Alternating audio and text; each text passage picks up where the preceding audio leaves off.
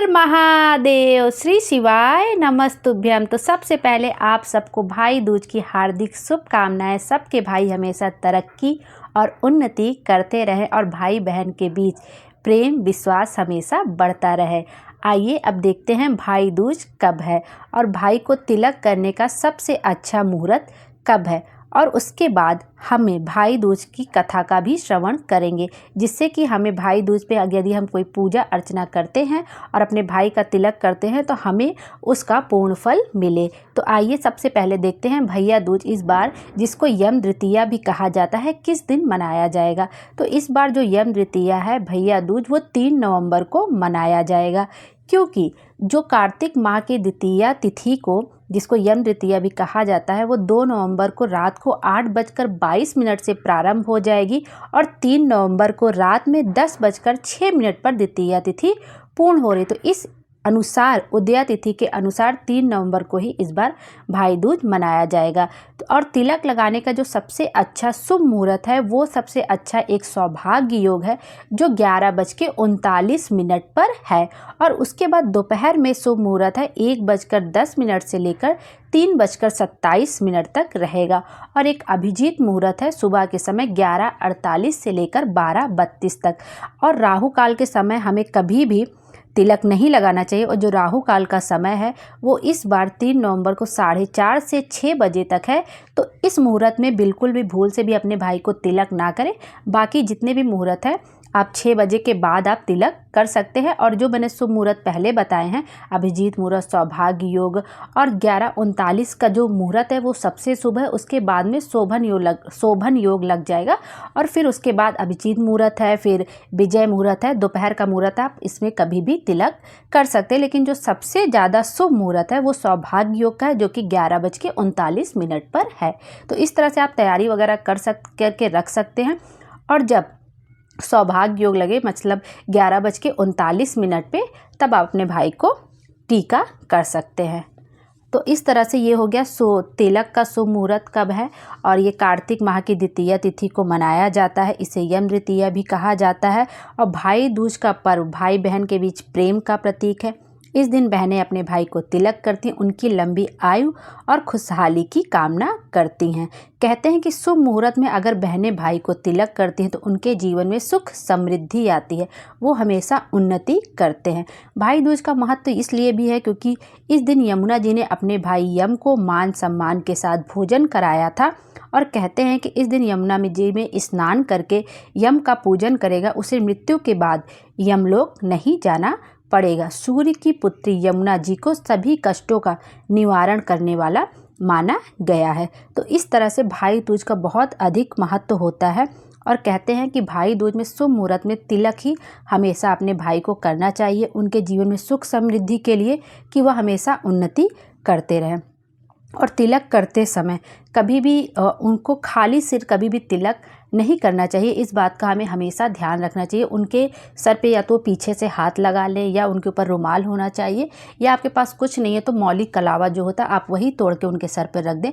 कभी भी खाली हाथ से उनको मतलब खाली सर से उनको तिलक नहीं करना चाहिए। और तिलक हमेशा ऊपर की तरफ लगाना चाहिए। और तिलक लगाने के बाद उसमें अक्षत के चाहे 1-2 दाने आपको अवश्य चिपका देने चाहिए। ये क्योंकि बहुत शुभ होता है। अगर आपने केवल ऐसे ही टीका कर दिया और चावल के दाने नहीं चिपकाया तो फिर उसका आपको फल नहीं मिलेगा, क्योंकि तब तक आपका तिलक पूर्ण नहीं माना जाएगा। भाई का सर कभी भी खाली ना रहे और चावल के दाने अवश्य चिपकाएं, उनकी उन्नति के लिए, समृद्धि के लिए। यदि आपके भाई आपके घर आए तो आपको भोजन अवश्य कराना चाहिए। यदि वो जल्दी में नहीं भी करते तो उनसे कह दीजिए भले वो 1 मिनट के लिए, 10 सेकंड के लिए ही रुके, लेकिन जब आप तिलक कर लें तो भले वो एक निवाला खाएं, मिठाई का एक टुकड़ा ही खाएं, लेकिन उनको आपके घर का भोजन या जो भी आप खिला रहे प्यार से, वो ज़रूर ग्रहण करना चाहिए। इस तरह से। और आपको दिशा का भी ध्यान रखना चाहिए। उत्तर पूर्व दिशा के मुंह करके ही तिलक करना चाहिए। दिशा का हमेशा ध्यान रखना चाहिए। कभी भी दक्षिण दिशा की ओर मुख करके सब काम नहीं करना चाहिए। तो आप इस बात का ध्यान रख लीजिएगा। इस तरह से हो गया। अब आइए पढ़ते हैं भाई दूज की कथा, जिसको पढ़ने से हमें पूर्ण फल की प्राप्ति होती है। कहते हैं कि एक बुढ़िया माई थी, उसके 7 बेटे और एक बेटी थी। बेटी की शादी हो चुकी थी। बुढ़िया माई को एक ही दुख था कि उसके 7 बेटों में से 6 बेटे मर गए थे। जब भी उसके बेटे की शादी होती, फेरों के समय एक नाग आता और उसके बेटे को डस लेता था। बेटे की वहीं मृत्यु हो जाती और बहू विधवा। इस तरह उसके 6 बेटे मर गए।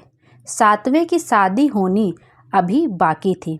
इस तरह अपने बेटों के मर जाने के दुख से बूढ़ी माई रो रो के अंधी हो गई थी। भाई दूज आने को हुई तो जब भाई दूज आने को हुई तब भाई ने कहा कि मैं बहन से तिलक कराने जाऊंगा। माँ ने कहा ठीक है। उधर जब बहन को पता चला कि उसका भाई आ रहा है तो वह खुशी से पागल होकर पड़ोसन के घर गई और पूछने लगी कि जब बहुत प्यारा भाई घर आए तो क्या बनाना चाहिए। पड़ोसन उससे बहुत जलती थी तो उसने उसे सब कुछ गलत गलत बता दिया कि दूध से रसोई लीप, घी में चावल पका।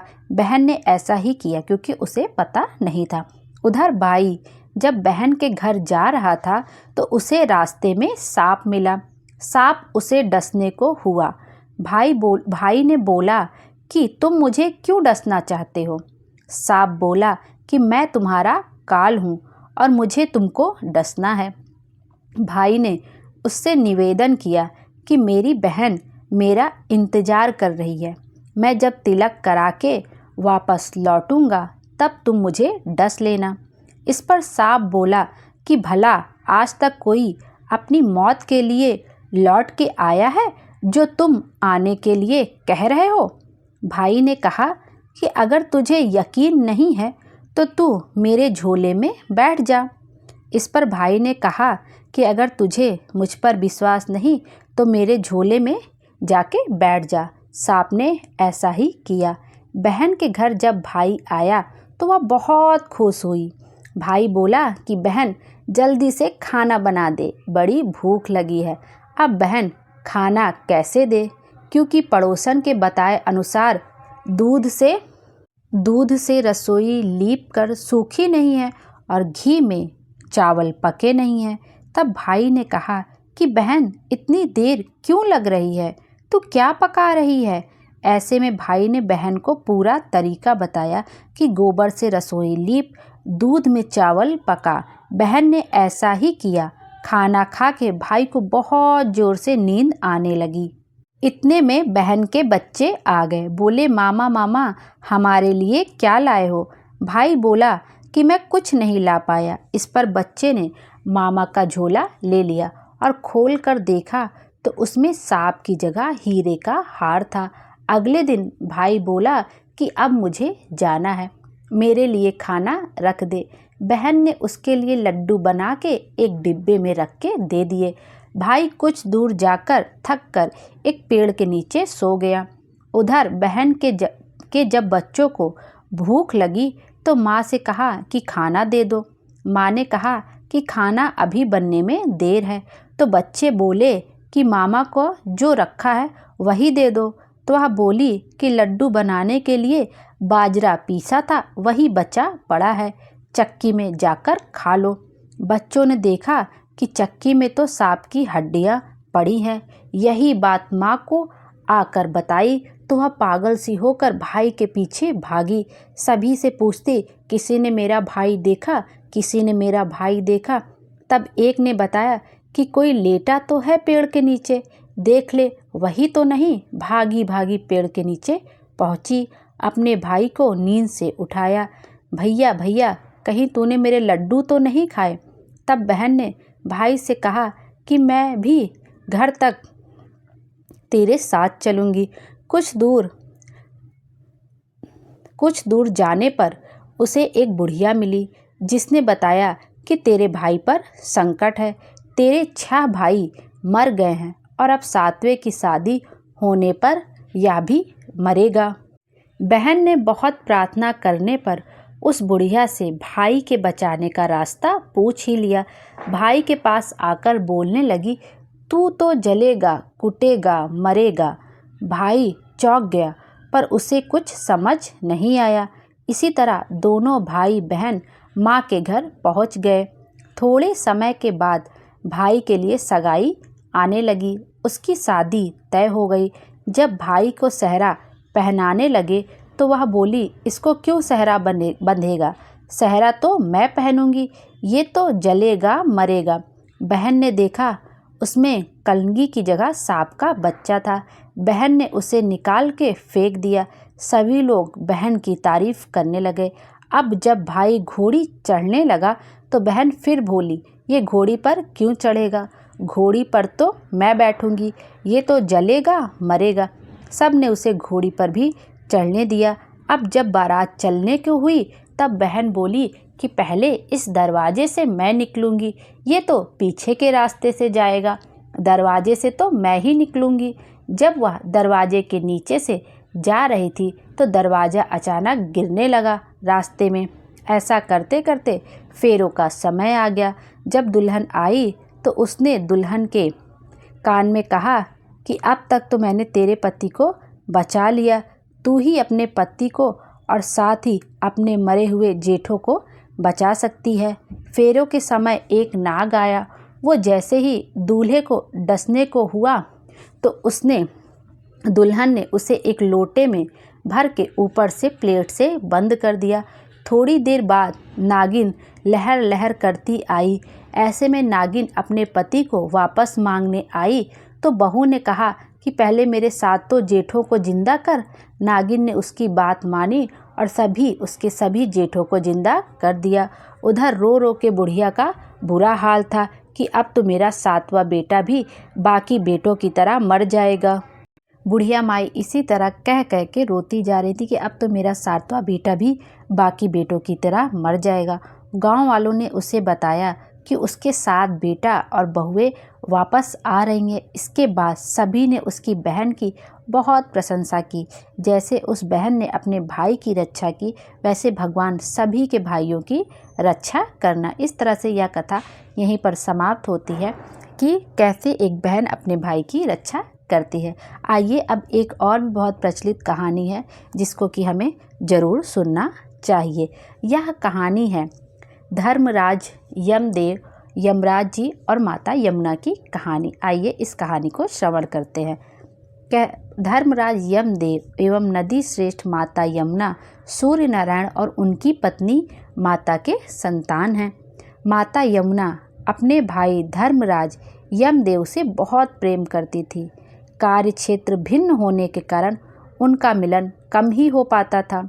माता यमुना अपने भाई धर्मराज यम को सदैव अपने पास खाने पर आमंत्रित करती थी, किंतु अधिक व्यस्तता के कारण वो नहीं आ पाते थे और जब उन्हें समय मिलता तो वह यह सोचते, मुझे भला क्यों ही आमंत्रित करेगा कोई, यमुना मेरी बहन है तो प्रेमवश ऐसा कह देती होगी। यह सोचकर उनसे मिलने नहीं जाते थे।